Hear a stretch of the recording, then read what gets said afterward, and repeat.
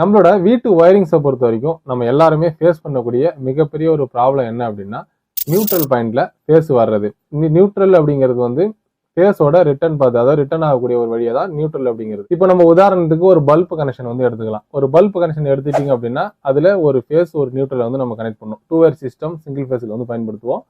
இதுல நியூட்ரலை பொறுத்த வரைக்கும் எந்த இடத்துலையும் நம்ம கண்ட்ரோல்ஸ் பண்ண மாட்டோம். ஸோ நியூட்ரல் கனெக்ஷன் டைரக்டா கொடுத்துருக்கிறதுனால நியூட்ரல் பல்ப்ல எப்பவுமே வந்து டைரக்டா இருக்கும்.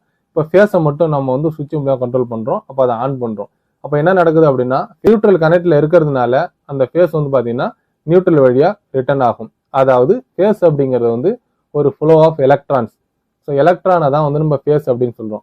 இந்த எலக்ட்ரான்ஸ் வந்து நியூட்ரல் கனெக்ட்ல இருக்கிறதுனால அந்த பல்ப் வழியா ஃப்ளோ ஆகும்போது அந்த இடத்துல ஒரு எனர்ஜி வந்து உருவாகுது. அதுதான் அந்த பல்ப் எரியிற வெளிச்சம் அப்படிங்கிறது. டிபி பேனல் வந்து பயன்படுத்தியிருப்பாங்க, டிஸ்ட்ரிபியூஷன் பேனல் அப்படிங்கிறது. அதாவது ஒவ்வொரு ரூமா பிரித்து சிங்கிள் போல் பிரேக்கரை பயன்படுத்தி அந்த ஃபேஸஸ் வந்து டிவைட் பண்ணி டிஸ்ட்ரிபியூட் பண்ணியிருப்பாங்க. இதில் நியூட்ரல் அப்படிங்கிறது அந்த கனெக்டிங் லிங்க்ல காமனாக எல்லாத்தையும் ஒரே நியூட்ரலில் தான் எடுத்திருப்பாங்க.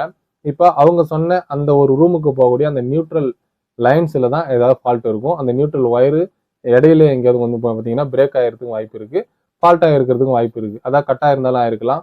ஸோ அப்படி இருக்கக்குள்ள அந்த நியூட்ரல் அப்படிங்கிறது வந்து அந்த பாயிண்ட்டுக்கு ஃபுல்லாக வந்து கிடைக்காம இருக்கிறதுனால ஃபேஸ் ரிட்டர்ன் சப்ளை ஆகும்.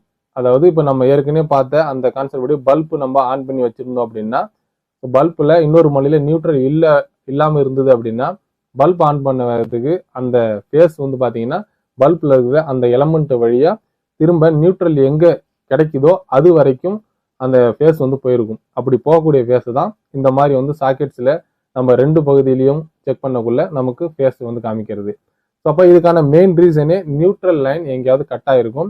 அதை தான் நம்ம பார்த்து சரி பண்ணணும். இந்த மாதிரி பிரச்சனைகள் வந்து பார்த்தீங்கன்னா ஒரு ரூம்ல மட்டும் கிடையாது, ஹோல் வீட்டுக்கே வந்து ஏற்படும். அதாவது மெயின்ஸ்ல போல்ஸ்லேருந்து வரக்கூடிய நியூட்ரல் கட் ஆயிட்டதுனாலே இதே மாதிரி பிரச்சனைகள் வந்து ஏற்படும்.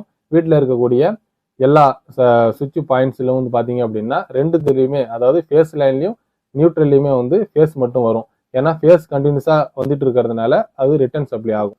இந்த வீடியோ பார்த்தீங்கன்னா உங்களோட கருத்துக்களையும் வந்து பதிய வைங்க. நன்றி.